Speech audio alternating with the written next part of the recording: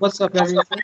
This is Raphael Garcia here with Schwan Hughes, episode 230 of the MMA Ratings Podcast. We have a lot to talk about today. But before we do, I want to let them know how you doing there, Schwan. Oh, you know me, not too bad. Supposed to get a freeze or something down here, so we'll find out tomorrow morning. They already canceled the kids' school though, so. Just because nobody wants to go. How are they already proactively canceling school when it's not even snowing? Yeah, that's the weird thing. They canceled. I had to pick my kid up around 3 o'clock. They sent a text out saying they were canceling it. So it's, like I said, it's supposed to freeze or snow. I don't know if it will or not, but as of tomorrow, there won't be any school for anybody. Well, hey, that's how they do nowadays. It almost snowed up here, and they canceled snow as well too, or canceled school. So you know how that goes. I don't have any kids though, so I really don't give a fuck to begin with. Yeah, don't impact you either way, man. But what does impact me is talking about this news across combat sports. So before we do that, though, we're going to be talking about Bellator 273, a brief preview of UFC Vegas 47, and some other boxing news as well too. You can always find our content across all of our platforms, including MMAratings.net and .com. That's our flagship there, so please be sure to look us up on those two spots. You can hit us up on our Instagram and Twitter at MMARatingsNet in both spaces. Our podcasts are available on Apple Podcasts, Breaker, Google Podcasts, Radio Public, Spotify, and YouTube at MMA Ratings in all of those spaces. Myself, you can check me out at rgarcia_sports. Schwan Humes, you can hit him up at Black Jordan Green.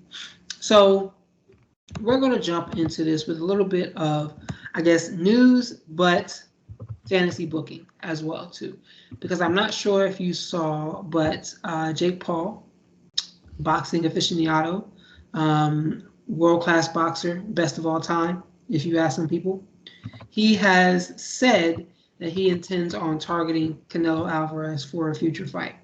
So this will never happen. It's never, ever going to happen in any way, shape, or form. But, Schwan, I got two questions for you. If Jake Paul was to sign a fight with Canelo Alvarez, multiple division champion, would that fight sell more than his fight with Saul's fight with Floyd Mayweather, and why? It might, because a lot of people, same people who don't like Floyd Mayweather, don't like Jake Paul in a lot of ways. But the difference is, at least they had to respect Floyd's boxing skill. They don't respect Jake Paul's boxing skill or his training or anything. So I think there'd be an inordinate amount of people tuning in just to see him get beat up. Like everybody would just tune into that, even though everybody knows what's going to happen. To actually see it happen, have the loudmouth who's knocking out combat sports champions with one punch shots, have his comeuppance. It probably outsell it by far. You know, I think it just would in this climate, the way Jake markets things and the kind of ire he's built up among other fans and then his own fan base. Yeah, I think it outsells that. So then, okay, I could definitely see it outselling that, because I look at young individuals like my nephew. My nephew's about 23, 24, I believe, 25 at the oldest. I could see him paying his money to see Jake Paul fight Alvarez. He's done so to see all of his other fights. He has not ever paid for any other type of combat sports, but he definitely spent his money to see the last two Jake Paul fights against Tyron Woodley. So I could definitely see him coming out of his pocket to watch this fight there. Now, on the other side of that coin, how bad does Alvarez beat Jake Paul's ass? I mean, it goes as long or as short as he wants it to go. He can make it a little entertaining, carry him for a couple rounds, or you can just put him out in the first. Either way, I mean, there's just a lot of. I mean, Jake Paul, for a person who doesn't box professionally, or for like in a high level amateur, for a regular person, or maybe a recreational boxer, Jake Paul is actually a very good boxer. He's got some athleticism. He's got a lot of size, and regardless of what people say, beating up Ben Askren doesn't mean anything. The average athlete, if they had to box Ben Askren, would probably lose to him. A lot of NBA players would lose to Ben Askren, even rusty, out-of-shape Ben Askren, because they're not used to getting hit in the face. And Tyron Woodley would beat up a lot of regular people and a lot of pro athletes if they boxed, because they're not used to being hit in the face. People just underestimate how difficult, how complex boxing is. They think because you're only using your hands, it must be easier. And I'm like, you got to do all your damage and all your defense with just your hands. That's really hard. I'm not saying it's not. It's less skills, less variety of skills than MMA because you can kick, you can punch, you got to defend kicks, punches, knees, elbows, submissions, and all that. But you have to have such a high level of skill with your hands because there's really nowhere else to go. You have to. These are the only two weapons you have, and either you're good enough with them or you aren't. So a lot of people just don't understand how high level boxing is, and because of that, that's why a lot of people think that Jay could beat Canelo or Jay could beat certain people, or if he fought Julio Cesar Chavez Jr., it'd be easy for him, or fighting Anderson Silva. They don't respect boxing. They respect the action. They respect the knockouts. They don't actually respect the art of boxing. And to be honest, most mixed martial artists don't respect boxing like that either. If they did, they wouldn't be trying to get into this lane outside of the money. So, it just wouldn't even be competitive. I don't know what Canelo would have to do to make it competitive, but it just be as easy or hard as he wants to make it. But I guarantee you, millions and millions of people would tune in to see Jake Paul get his comeuppance. Schwan, do me a favor. Turn your mic off and turn it back on because you're having like a lot of static in there, and I want to make sure we can hear you clearly. But yeah, I agree. I think that Canelo Alvarez would absolutely catch a body in the ring in front of the millions of people who would watch. I would probably watch it, not even going to front, just for the shenanigans that would go down when Jake Paul is soundly thrashed. But again, they would pose to make a shit ton of money, and I'm always down for prize fighters getting the biggest prizes available to them. I want to talk about some real boxing news, for lack of a better term there. Katie Taylor versus Amanda Serrano. This fight is now official. It is going down on Saturday, April 30th, with Taylor versus Serrano as the main event. So let's talk about that briefly. We'll be doing more of a preview as this fight gets closer. But first, from a style standpoint, what are your thoughts about this fight? Who's your early preview? And I have one other thought as well, too. I'm probably going to say that I probably would favor Serrano just because Taylor's been in some really tough fights in the past 2 or 3 years. I feel like she's lost a step. And it's not that Serrano hasn't been in tough fights or hasn't been in tough. I just don't think she's taken as much punishment or gone as many, had the tough punishing kind of rounds that Taylor's had. And I really think Taylor, probably like, if this fight happened 1.5 years ago, 2 years ago, I might have a different look on it. But right now, I'm thinking Serrano's really in her prime. I think Serrano's been on a roll. Serrano's been as close to untouchable as you can be. And Taylor has looked good, but she hasn't looked nearly as dominant. And part of that is facing tough opposition. I believe part of that is her having some physical decline and not being nearly as fast or as dynamic as it used to be. The skills are still there, but it takes a period of time to adjust when you still have the skills at a high level, but your athleticism or your durability has maybe taken a slight decline. So I'm going to say Serrano. She's been more active. She's been more active in combat sports altogether. She's been more active as a fighter. And, she already has a good idea of what Katie Taylor brings to the table because her sister's already fought her, and her sister is quite a good fighter too. So she has somebody who's been in there with a firsthand account of how fast Taylor is, how hard Taylor hits, how slick she is, how good a counter person I think if I'm not correct, her coach coaches her sister. I think that's her sister's husband. And if I'm not correct, she was in there too. So she was in the corner too. So she got a front row seat of seeing what Katie Taylor can do, what she can't do.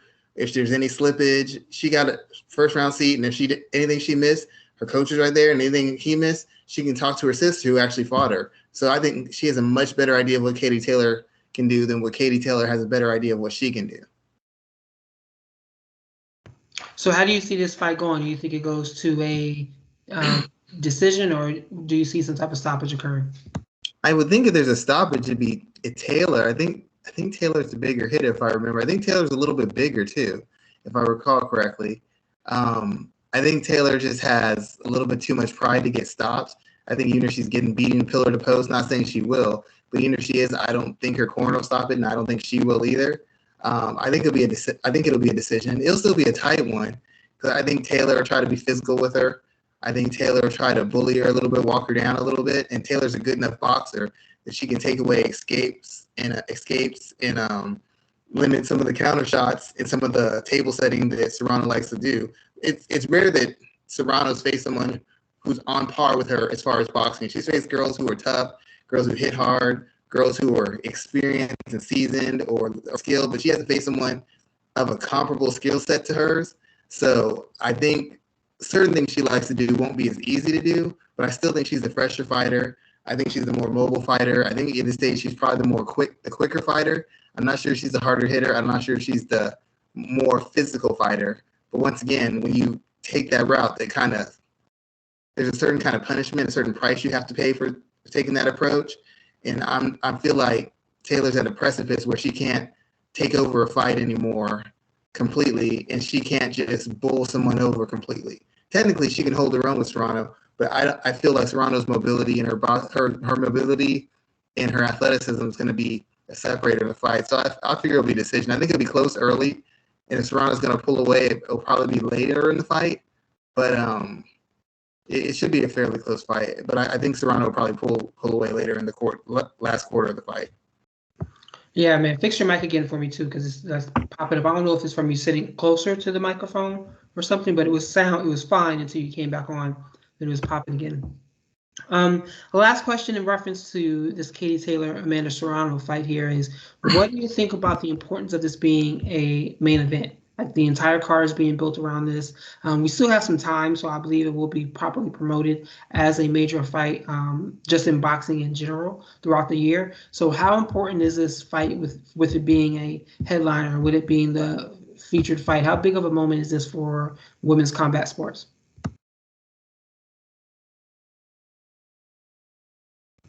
You're on mute still. I think it's really up to the fans to make this fight a success. A lot of people always complain. The same complaints we have about women's mixed martial arts, or complain about certain fighters not getting a push in the UFC. If you want fighters to get a push and you want them to get that kind of respect, then you as the fans have got to come out of pocket to make this a successful event. If this event isn't successful and you've got two of the best, not just for women, but overall, if you put everything equally, these are two of the best boxers in the world. You don't see matchups like this in men's boxing very often. Two people of almost equal accomplishment who have pretty much dominated the sport, close to their peak or at their peak, where they're still just beating people left and right and having their way, and they've been successful amateurs and pros for an extended period of time. This is like if we got Manny versus Floyd 2 or 3 years before we got it, when they were really hot, or if we got Spence and Crawford last year.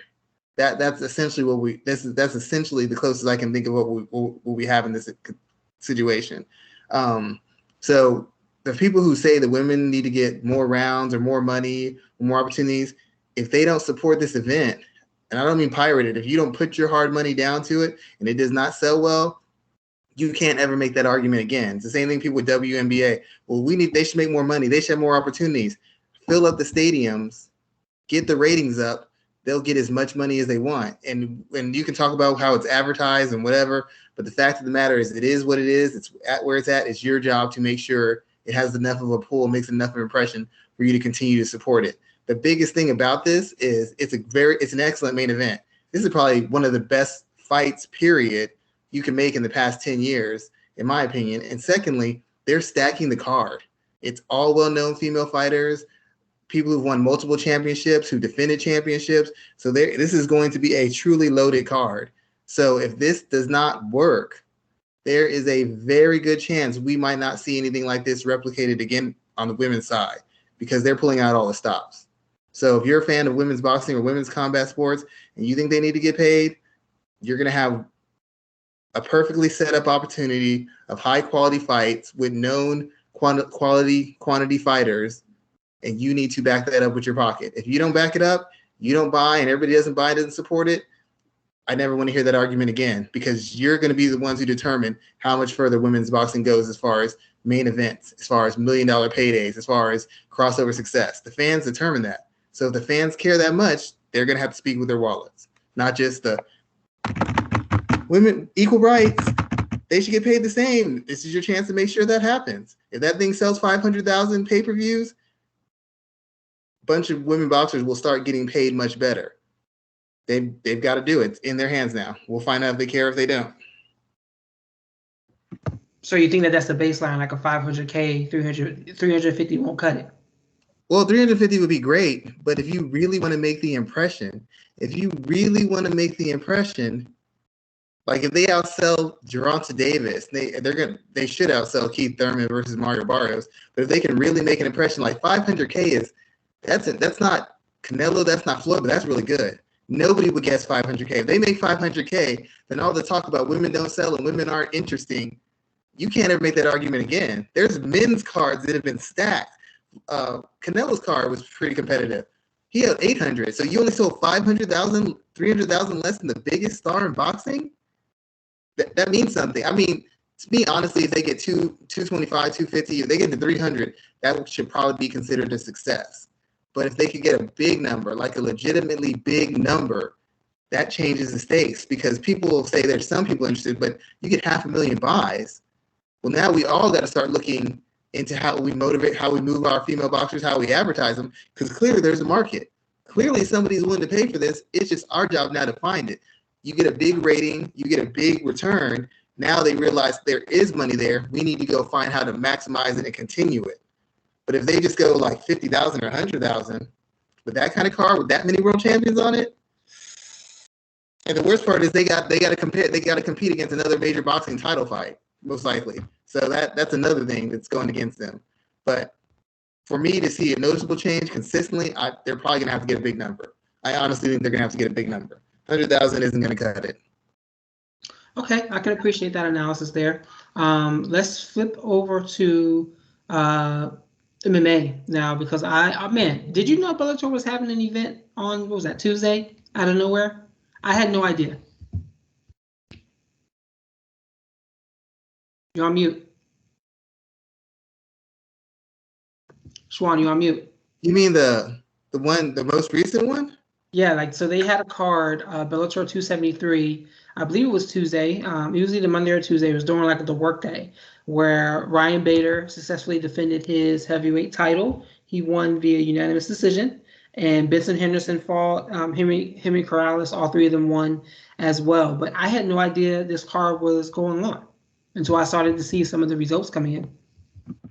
I knew Bader was defending his title. I think I read something by accident, or somebody texted me about it.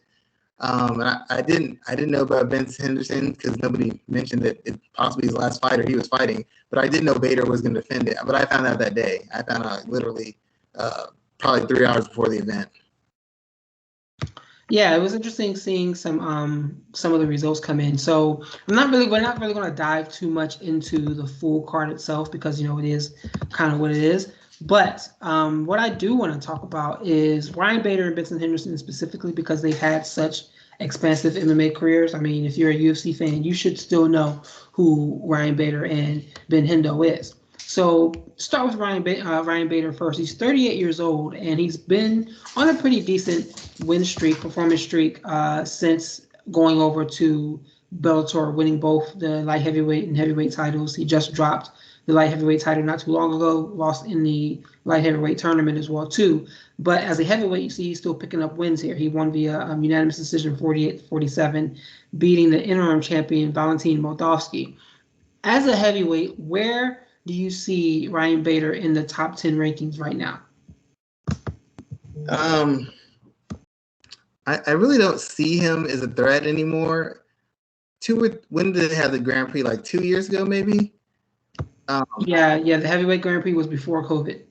Like maybe 2 years ago, 3 years ago, I'd consider him a factor in the heavyweight division. The issue with Ryan Bader is this: a lot of people saw him in Bellator, and they're like, "Look, he's one of the best light heavyweights, one of the best heavyweights. He's made all these improvements. He didn't really make a whole lot." Can you reset your mic again for me? Huh? Reset your mic again for me, and start again then for me, because it was starting to get worse. There you go. Basically, he hasn't improved the way people said he has. The thing is, Bellator is a lower level of competition, a lower level of athletes. We've talked about this many times since I've come on the show. They don't have a lot of depth. So coming over from the UFC, he was a better athlete than most of these guys. He had faced better athletes. He had faced a better caliber of fighter. So going to Bellator was a slight step down for him, except for maybe 2 or 3 fighters in each division. And he was able to basically out-athlete them. Everything he did positively had a maximum effect because the guys were either worse athletes than him, mostly because of age and abuse, or 2, they just were so limited as fighters. If you look at who he beat on that run to the heavyweight title, it's not, when you look at how long those guys have been fighting or how limited some of those guys were, that it's not as impressive as you would think it out, as you would think it would be, given the position those guys are in, how long they've been fought, how many wars they've been in. It's not nearly as impressive as it seems. So the biggest issue with Ryan Bader now is he's getting older. He's not as dynamic as he used to be. He's lost half a step. He's never been particularly durable, and I think he's even less so now. And but he has the physical tools and advantages.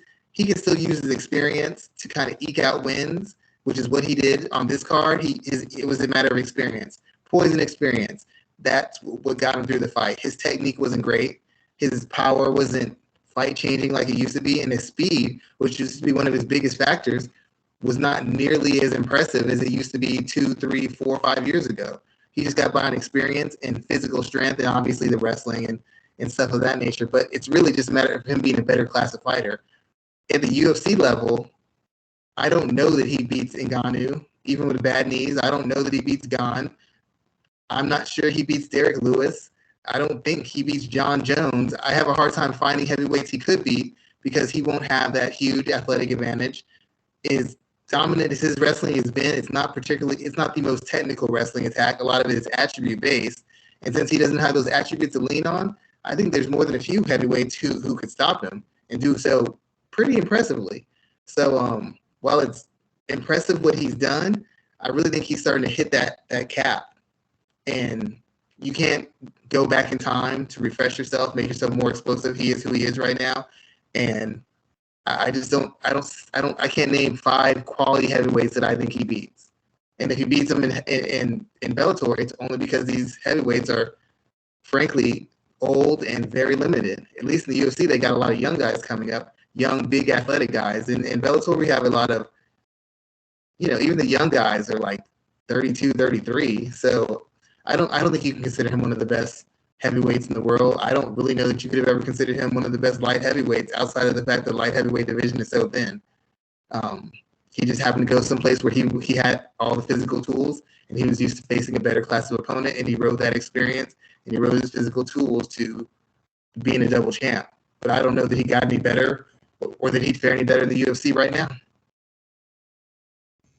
Yeah, I can agree with that. I think that he'd be somebody to watch, especially at, he's 38. Well, I mean, you could say especially at 38, but remember, like the heavier weight classes tend to age at a slower rate. I would be interested in seeing how he looks in the UFC against the current stock of fighters there, but I would tend to agree that he would struggle against some of that top weight class, like the Gans.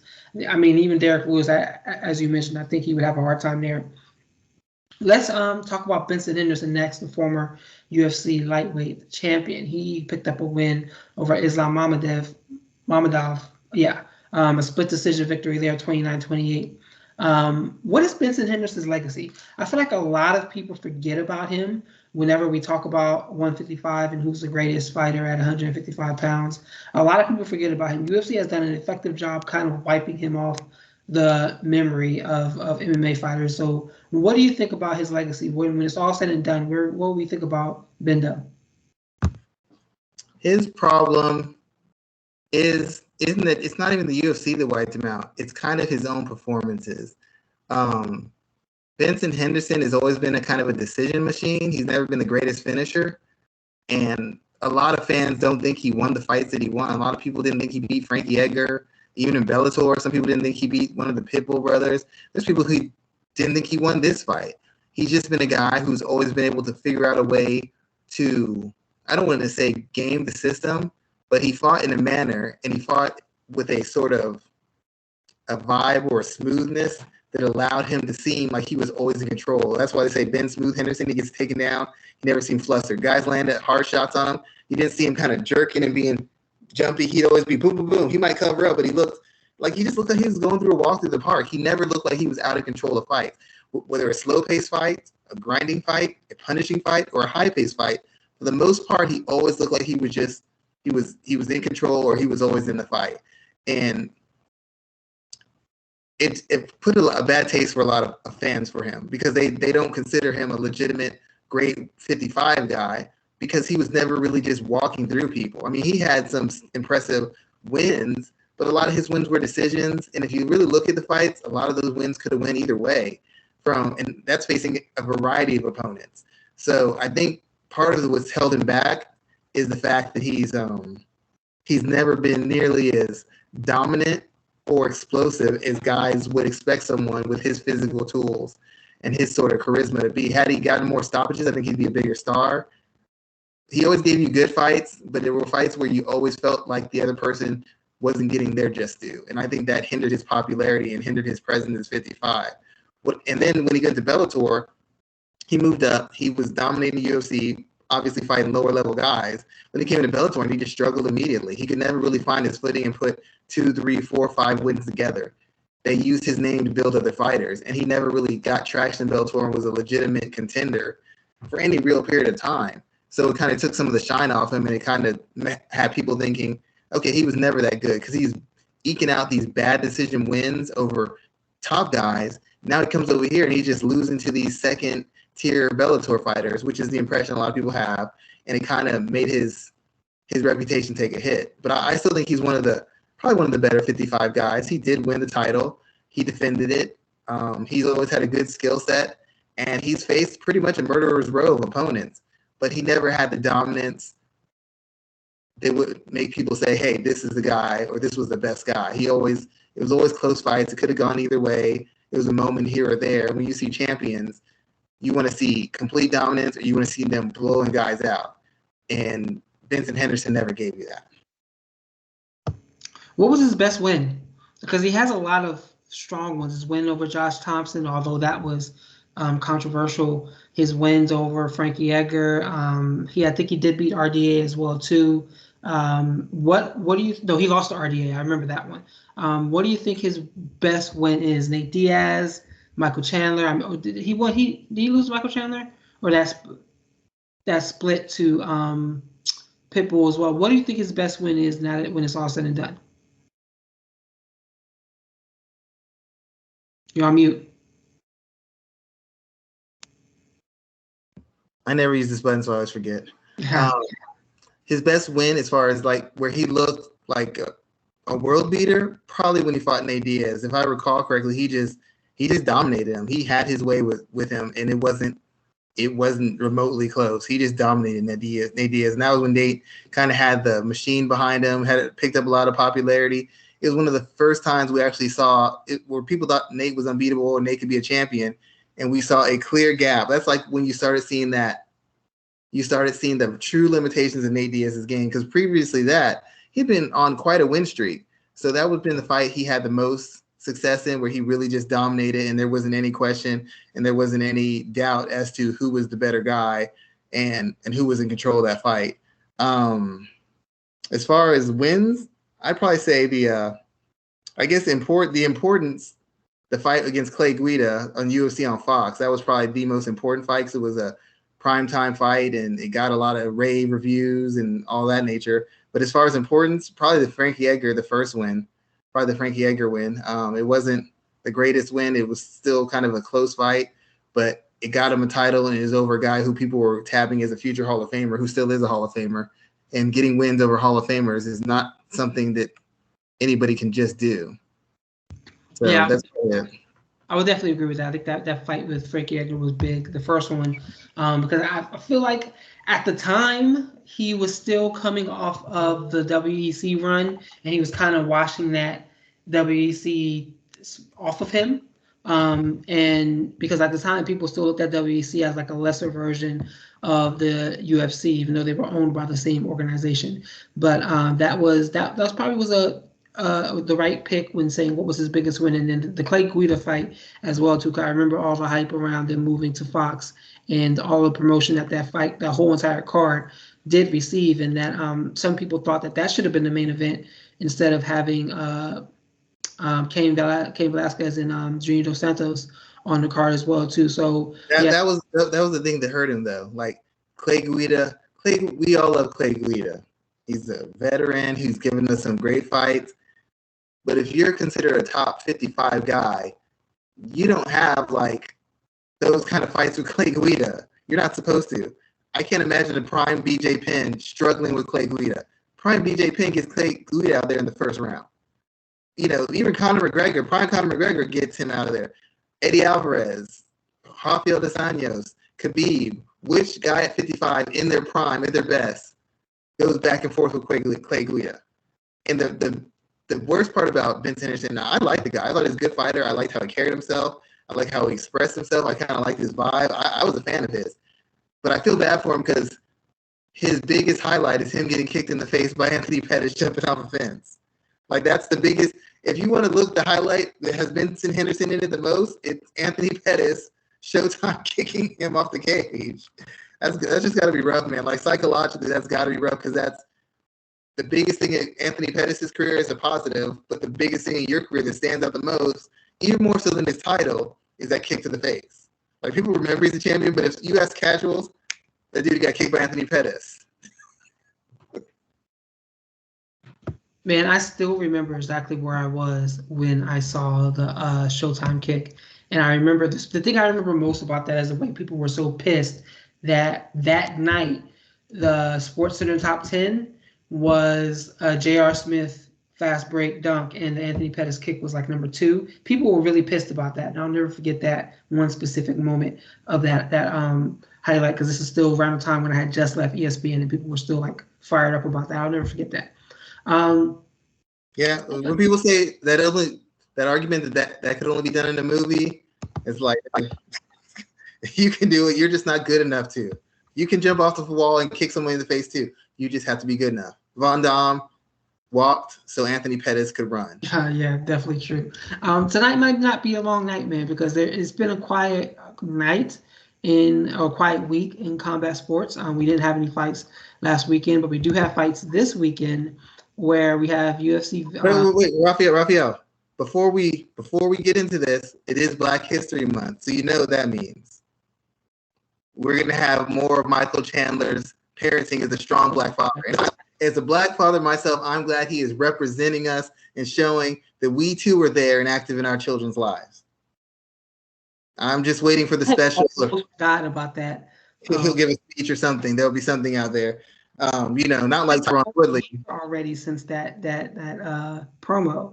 Already, it's been a whole year. I almost forgot about that. Something we should do, though, in a joking stance, is kind of look at prominent Black combat sports athletes over time, like each week. Like, that's something, you just gave me that idea. So I want to throw one in at the end of this show, and we'll talk about some prominent Black athletes that have stepped into the cage or into the boxing ring. So you can bring one next week, I'll do one this week. Okay. But let's start with UFC Fight Night 200, UFC Vegas 47, whatever the hell is being called. We have a 13 fight card? I think so. Yeah, 13 fight card. Another contractual obligation card. Dude, this card is not good. You have the main event. But wait. Before you go on this, I have to say this. You used to fight, so I know you respect them. I've never fought. I've trained, spar with fighters, so I understand there's a price to pay. I work with fighters. When we say these cards aren't good, this is not an indictment on you as an individual. We know you pay a price. We know you're underpaid. We know you're good at your job. But if you weren't fighting on this card, you weren't on this card, and this card was going on without you, and it's the same card, you would not be excited for this card either. And I wish fighters would just be more honest about that. Some people are going to watch this because they just want to watch combat sports, but this isn't a good card. This isn't an exciting card. It's got a good main event, and everything else is, some of these cards that are on the main card should really be on preliminaries on a good card. That doesn't mean they're not good fighters. That doesn't mean they won't be important. But let's just be honest about it. Let's just be honest. I'm tired of fighters lying. I take fighters more seriously if they would just be honest and be like, I know this isn't a really great card, but I'm going to put on a show for you. Instead of being like, oh, this is. They only say that if the card's good after the fact. Nobody has the guts to say it before the card happens. They want to wait. Oh, a bunch of great fights. Look, y'all, I showed y'all Dana White's good for that. I showed y'all. Look, it's a great card. You weren't saying that 24 hours ago, Dana, because this card was trash too. Yeah, this isn't, and it's not that it's not. When you say it's not a good card, you mean that there isn't a fight that has much immediate value on the card. There isn't a fight that jumps out like, okay, these two people may be unranked, but they're like, it's something that we're watching two prospects go on. Like, there's a bunch of people here who are making their UFC debut or coming off of the Contender Series. I mean, hell, Sam Alvey is on this card, and he's lost 6 of his last 7, and the other one was a draw. So I'm like, if he's on a card, that automatically drops it down at least 25, 30 quality points there as well. I mean, you have Jack Hermanson, Sean Strickland fighting in the main event, fighting at 185 pounds. Yeah, they're fighting at middleweight. And this fight has some potential future implications for the middleweight title. I have some issues with Sean Strickland and the way and his outside of cage antics. I see a lot of people talking about him as if it's a gimmick like Chael Sonnen or Conor McGregor, and those are problematic at times too. But the Sean Strickland one is teetering on dangerous to me in some ways. Some of the stuff he says, I didn't know. I believe. Well, I'm not going to say that because I can't confirm. But some of the things he says, some of the behaviors, like the situation with Orlando Sanchez, where they almost got into a fight in his gym, it just doesn't rub me the right way. If you listen to some of the things he was saying during his presser earlier today, it's just like we're laughing at this guy almost in a way that is encouraging to him, and I hope it doesn't get worse as we continue to do so. So that's just something that really kind of stands out to me about Sean Strickland. This is a good fight, though, between him and Hermanson, and I think it has some upper bound value to the 185-pound division. Sean, I don't dislike Strickland. I think he said some problematic things, but the thing about it, like you said, I don't think he's like Colby. I don't think he's like Chael. And Chael wasn't as problematic as Colby or some of these other guys, to be honest. Chael was just tongue-in-cheek the whole time. Nobody really bought into his shtick. It was just very entertaining. That's how I know it's good. Nobody really bought into Chael being a gangster, but he did it so well that you just had to laugh at it. It's like an actor almost. I know Leonardo DiCaprio is not racist, but when I saw him in that movie, I wanted to whoop his ass too. That's kind of what Chael was doing. I think Strickland is just who he is, and he had an interview where he says, before when I first got here, I wasn't good enough to open my mouth and be myself. Now that I put a bunch of wins together, I can say whatever I want, and he's playing up his character. But I think it's who he is, and I think whether you like it or not, there's a segment of mixed martial arts fans, both positive fans and negatives, who buy into that. Because everybody, the fans, the keyboard warriors, as you call them, everybody wants to be a tough guy. So everybody likes to say, you train hard, all out. There's a segment of people who think you should train hard, all out. They see Sean Strickland, that's their example. Look at him. He spars hard all the time. So see, you can do it. You're just too much of a punk. You're a pussy. You can't do it. He can do it. That's what they're doing. They can live through him. And there's a certain segment of people from a financial background who have certain histories or certain issues with their family who now they see a guy who isn't polished and in a suit and maybe super handsome with a nice hairstyle. He's just kind of a regular guy. I mean, no offense. I've probably grown up around a couple guys like Sean Strickland, to be quite honest. It's a guy, he's relatable in a kind of everyman sort of way to a certain segment, not to your segment or my segment, but I've been around people like him. I know people who would love to see a fighter like him win a title or get pushed because that rings home, that rings true to them. So while I don't agree with what he says, I don't necessarily agree with how he trains. It obviously works because he's on a win streak. And if he's just being himself, whether I like it or not, or whether it's appropriate or not, He's being his God's honest, truthful self. I don't know that he's racist or sexist or misogynist. He might be. I don't know at his core that he is. Some of the stuff he says comes off that way. But if this is who he is, I either have to accept it or not, or just ignore it. I don't have to support it, but if he's being who he is, I can't fault somebody for being who they are, especially the way he is, which in the culture, the way we have it now is like walking a tightrope act. It's real quick to, he says one wrong thing, he could really just be wiped off as far as a viable option for the UFC. As far as the fight goes, I think it's just going to come down to whether Hermansson is able to navigate his pressure. I don't think Strickland's a very technical fighter. I don't think he's very hard to hit per se. I don't think he's very layered or nuanced. But what I do think he is he's very solid. He hits hard. He's very deliberate. And he has a presence and a physicality to him. He basically just walks in on you. He's like if Matt Brown actually took his time instead of just coming in and trying to bomb you out.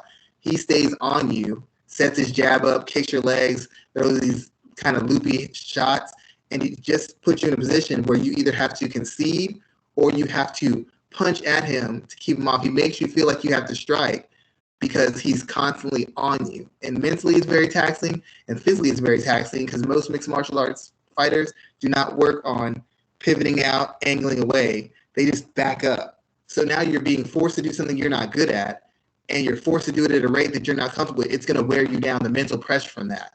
And he just stays on you, jabbing and leg kick and body shot and that loopy right hand over the top. He doesn't throw big bursts of offense. He just steadily kind of chops you down like a tree and stays on you. So you're either going to concede ground and let him win on aggression and shots landed, or you're going to have to fire back. And you can hurt Strickland. He's not super fast. I don't even know that he's super tough, but he's not afraid. So if you hit him and make him take a step back, he's going to quickly reassert himself and get right back on you. And a lot of mixed martial artists, they overestimate their power, and their coaches lie to them and tell them they have power they don't. If you can just land these couple shots, it's night-night. That's not true for 87% of y'all. It's nothing. It might make him take a step back, but it's not going to finish him. And most of these guys, when they hit him, he gets right back on him. And so then they start getting real defensive, and he just gets you up against the cage, elbow, knee, takes you down, pounds you out. He just suffocates you. That's all he does. He provides suffocating pressure. And in the case of Hermansson, I don't know how he handles that. It's not high rate. It's not super athletic. So Hermansson should have shots to counter and even get some leads. And if Hermansson could back Strickland up, Strickland's no good off the back foot. Strickland's no good as the nail. But I don't know that Hermansson is athletic enough. I don't think he's aggressive enough as a striker. And I don't think he's dynamic enough athletically to consistently push Strickland back. You can push Strickland back, you'll win. Or you can keep him from getting started because he's like a chainsaw. Until he gets started, he ain't dangerous at all. But once he gets started, it's very hard to get him off you. And if Uriah Hall's having a hard time scaring him off with his big spot offense, I don't know that Hermansson can. I think Hermansson could submit him in a scramble, could take him down and submit him, maybe ground and pound him. But Strickland's a guy who will not accept bad positions, and he will not accept being intimidated or bullied with your power or your kicks or your counters. The biggest thing about him is I had a friend once, and he told me, like, when people get in fights, people only think about punching the guy in the face. They never think about getting punched in the face. They never think about getting somebody on top of them, beating the hell out of them, and that's why people lose, because you only think of the positives. So the minute anything goes wrong outside of your characterization of how it goes, you lose, you break. Strickland is okay with getting knocked out. Strickland is okay with getting the hell beat out of him. He's even okay with being made to look like a fool. When you have a guy like that, the pressure they exude on you and the will they have to win is immense. And they'll take advantage of any opportunity because they're okay with the consequences of it. If he gets choked out, he can handle that. If he gets knocked out, he can handle it. It's not going to ruin his confidence. It's not going to ruin who he is. He's just going to realize he made a mistake and make an adjustment based off that. So I don't know what Hermansson's going to do if Strickland doesn't respect his grappling and acts fearful of it. If Strickland is just going to walk him down and fire off his shots, I don't have faith in Hermansson in getting clean takedown, controlling position, or even holding his own on the feet to win. He'll always have moments because, like I said, Strickland's not a big hitter. Strickland's not super dynamic. But what I've seen, he's not a particularly dynamic or skillful grappler. So there's a clear avenue for Hermansson to win. I just don't know if Hermansson has the character or the athleticism to execute that against somebody unless they get tired or they make a big mistake. And Strickland is very deliberate with his pressure. I don't know that those mistakes have to force him into a mistake. And Hermansson's not a guy who likes to take chances. He's kind of a safety first guy. I can see your points there. I do think Hermansson does have a couple of paths to victory. I think his submission game is a little bit more dynamic than you give it credit for because he can attack from a lot of different positions, which is also important there. But and what's interesting to see is how well he'll attack under pressure, as you mentioned. Looking at his resume, I mean, there's guys he's fought that have applied pressure in different ways, like Kelvin Gastelum. That's a different type of pressure. It was especially at that point in time in his run. Same with Jacare as well too. It was a different type of pressure there. But then when you look at someone when he fought like someone like a Marvin Vettori, someone who was able to control him throughout the fight, that tells you something different. Strickland isn't the same type of wrestler that Marvin is. He's not anywhere near the type of wrestler that Marvin is in that space. But I do think there are some pathways to Hermansson to win. I'm actually picking him to win in this fight here. Who do you think? Let's first touch on that. I want to hear who you think wins. Let's touch on that first, and then let's talk about what's next for both of these men, depending on who picks up a victory. I want to say Hermansson too, but I feel like Strickland's on a run, and I feel like there's just a price. There's like a cover charge he puts to get into certain spots in him. And I don't know that Hermansson's willing to. When Hermansson fought Shabazian, a lot of his success was based off Shabazian getting tired.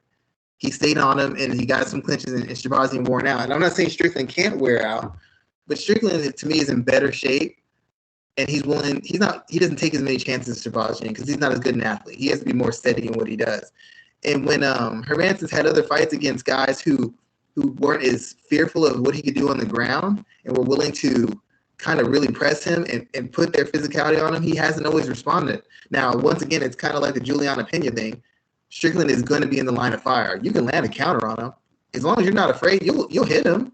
He's not hard to hit. He might not even really be hard to take down. But the thing is, if you miss this takedown or he gets in an advantageous position, he's not getting off you. He is literally going to beat you within an inch of your life. And a lot of guys, even though they say they're warriors and it's life or death, they don't fight like it's life or death in there. And he makes it seem like it's a life or death situation. And I think he's willing to accept being killed. And the guy who's willing to accept being killed as well as killed is always more dangerous to me. So while I think Hermansson probably has the broader skill set, especially the better grappler, I'm not sure what he does under real pressure. I haven't seen him do great under real pressure. I haven't seen him do great when he's been bullied or somebody's been eating his lunch. And I really think Strickland's going to do that. Then again, Hermansson might just take him down and choke him out real quick too. But I'm going to go with Strickland on this one. And if Strickland wins, he won't be far from a title fight. He's polarizing. I don't know that he's popular, but he's polarizing. And he comes to fight, and he talks a lot of stuff, and he challenges people. And the media likes his kind of quirky, odd sort of ways. Some of the stuff he says, if somebody else said it, it'd be considered disrespectful, and he's attacking and bullying the reporters because Strickland says it with a laugh and I guess some kind of charm. Then it's all funny, and it's just his unique way of handling things. When if a regular person you work with said the things he said, you'd think he's a sociopath because he's a fighter and he has a bit of comedic timing and he's self-deprecating. People find it charming and an interesting insight into the psyche of the American male. So what's interesting here is that they sit at 6 and 7 right now. Hermansson's at 6, Strickland's at 7. When you look at the rest of the division above them, Adesanya is fighting Robert Whittaker this month. He already beat Marvin Vettori. Jared Cannonier recently lost.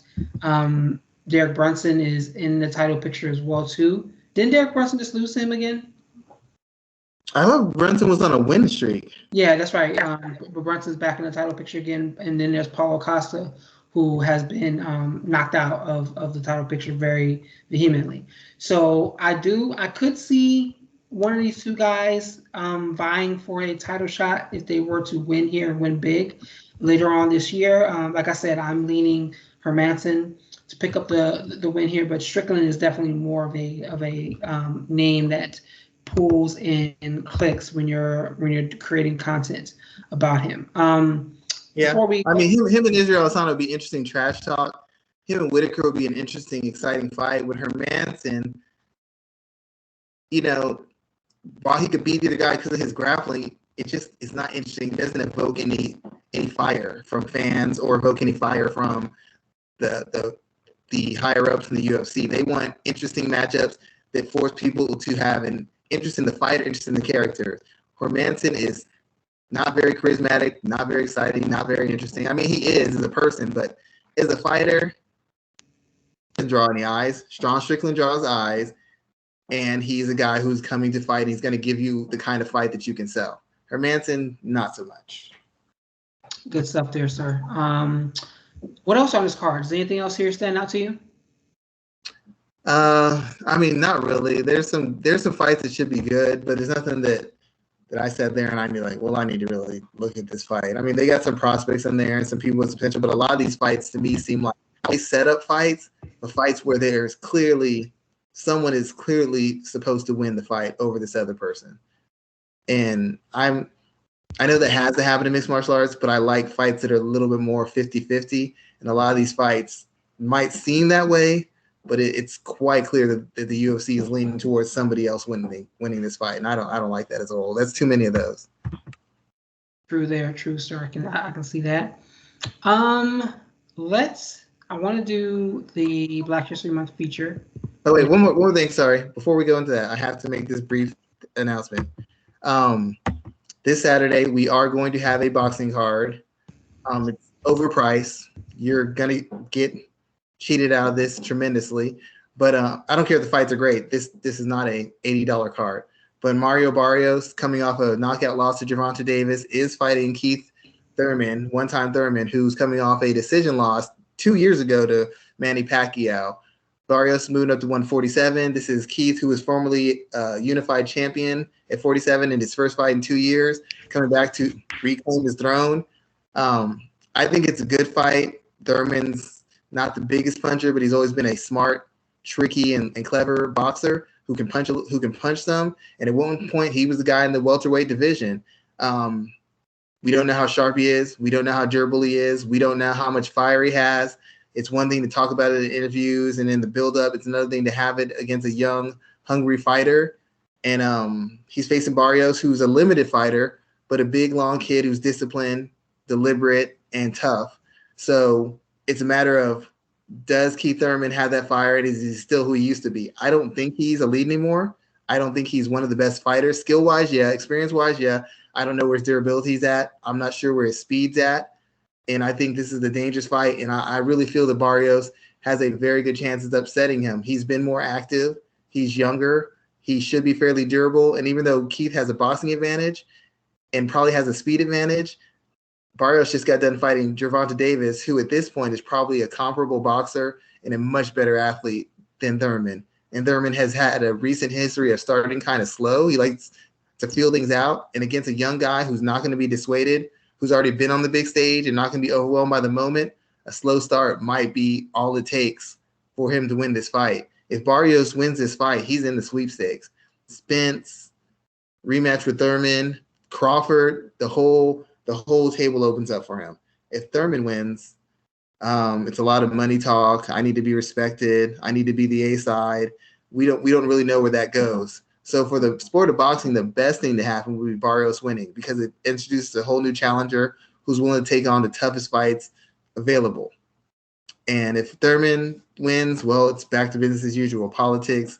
I need to get paid this. I need to get paid that. Hell, he might not fight for another 2 years, depending on what the offers are out there. But it is an important fight, but it's not a fight worth $80. And as a person who loves boxing, and I'm a fan of Barrios, and I'm a fan of Thurman, neither one of them should feel comfortable with people having to pay $80 to see them fight at this stage. Listen, man, we're in a pandemic and money is tight, man. We can't be out here spending money on just anything. So I don't blame you one bit. This is why the women's fight, I keep saying, y'all want to make a point, it better outsell Thurman and Barrios. You can't have two best women boxers of all time and have them undersell a guy who hasn't fought for 2 years and play class for the first time in his career. If that is, then we might as well just throw the whole sport out, because you clearly stated that women have a low cap as far as their interest and as far as what they should be paid because you're letting this kind of card outdo them. Sorry, there's a lot of pressure on fans of women's boxing. A lot of pressure on y'all because if Thurman versus Barrios outsells y'all, I don't want to hear any more arguments. I'll still be a fan, but don't you ever tell me an argument about they should get paid more when you let this kind of card outsell the card with two of the best boxers of all time and have multiple defending and multiple world champions up and down this card on the stacked women's card. We can't outsell this. They got a whole nother problem. Understand your point there, sir. So the last thing I want to talk about, like I said, I wanted to highlight a black athlete. I'm going to start with Kenny Monday. It's interesting because his name popped up today on Twitter as well. Kenny Monday was the first black man, first African-American man to win a gold medal in wrestling, in freestyle wrestling. He did so in 1988 when I was 4 years old. But I specifically remember that because as I got into wrestling as a, preteen or whatever that may be, like 11, 12 years old, I remember being told a lot by Kenny Monday because two of my three wrestling coaches were black men. So like a lot of them really talked to me about Kenny Monday and all the guys that were coming around by then. He was a 3-time Olympian from Oklahoma, obviously one of the homes of wrestling in the United States. But he won the Olympic gold medal in 1988. He won Worlds in 1989, and then he won Pan Am's twice in 1991. He also did MMA as well. He only fought one time in 97. He won via TKO over John Lewis. Not sure if that name kind of stands out. And he also had a submission grappling match, losing to Matt Hume by toe hold back in 1997. But he's definitely someone, he's still involved in MMA. He coaches over at the where does he coach now? He coaches at the Black Zillions in Florida. Both of his sons are collegiate wrestlers now, one at Princeton and the other at University of North Carolina.